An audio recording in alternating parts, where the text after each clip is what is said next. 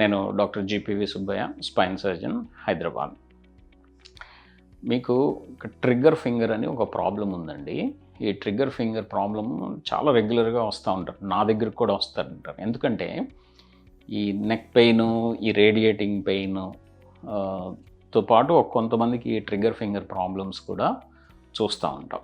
అసలు trigger finger అంటే ఏంటి, అది ఎందుకు వస్తుంది, అది ఎలా ట్రీట్ చేయాలి అనేది ఒకసారి చూద్దామండి. సో ట్రిగ్గర్ ఫింగర్ అంటే మామూలుగా ఈ మనకి చేతిలో నుంచి ఇక్కడి నుంచి వచ్చే కండరాలన్నీ నార్మల్గా ప్రతి కండరం వెళ్ళి బోన్లో ఇన్సర్ట్ అవుతుంది. ఈ బోన్లో ఇన్సర్ట్ అవ్వబోయే ముందు ఇది టెండాన్ అనే దాని కింద మారి, అంటే ఈ కండరం టెండాన్ అయ్యి ఈ టెండాన్ వెళ్ళి బోన్లో ఇన్సర్ట్ అవుతుంది అన్నమాట. ఈ టెండాన్ ఎలా ఉంటుందంటే టఫ్, ఒక కార్డ్ లాగా టఫ్ స్ట్రక్చర్ అన్నమాట. నార్మల్గా ఈ టెండాన్ చుట్టూ ఏంటంటే ఒక పొర ఉంటుంది.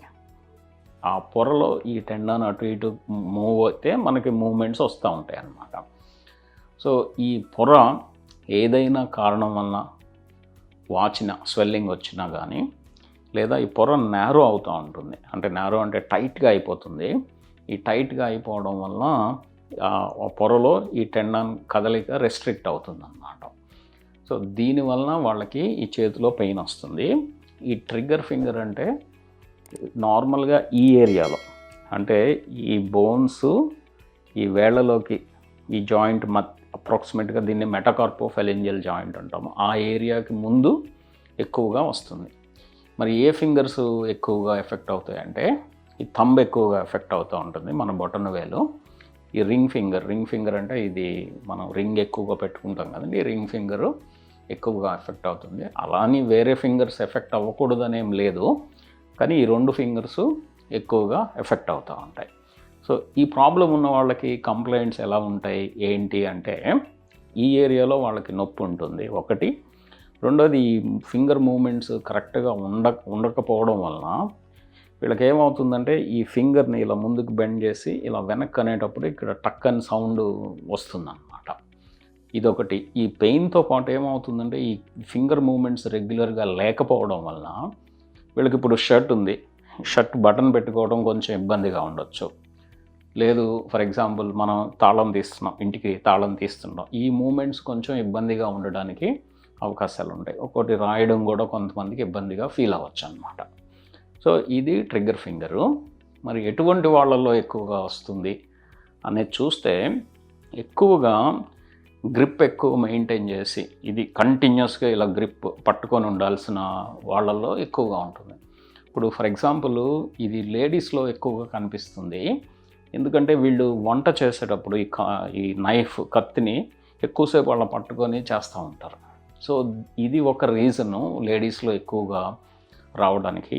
రెండోది ఏంటంటే ఈ షుగర్ ప్రాబ్లం ఎక్కువ ఉన్నా కానీ, ఈ థైరాయిడ్ ప్రాబ్లం ఉన్న వాళ్ళల్లో కానీ, ఈ రుమటాయిడ్ ఆర్థరైటిస్ అంటే కీళ్ళవాతం ప్రాబ్లం ఉన్న వాళ్ళల్లో కూడా ఇది ఎక్కువగా వచ్చే అవకాశాలు ఉన్నాయి. అందుకే ఈ ట్రిగ్గర్ ఫింగర్ ప్రాబ్లంతో వచ్చిన వాళ్ళకి మెయిన్ షుగర్ ప్రాబ్లమ్ని రూల్ అవుట్ చేయాలి. ఈ థైరాయిడ్ ప్రాబ్లం కూడా మనం రూల్ అవుట్ చేసుకోవడం మంచిదన్నమాట. సరే, వీళ్ళలో ఆడవాళ్ళలో ఎక్కువగా వస్తుంది ఈ షుగర్, థైరాయిడ్, ఈ కీళ్ళవాతం ప్రాబ్లం ఉన్న వాళ్ళల్లో ఇది ఎక్కువగా వస్తుందన్నమాట.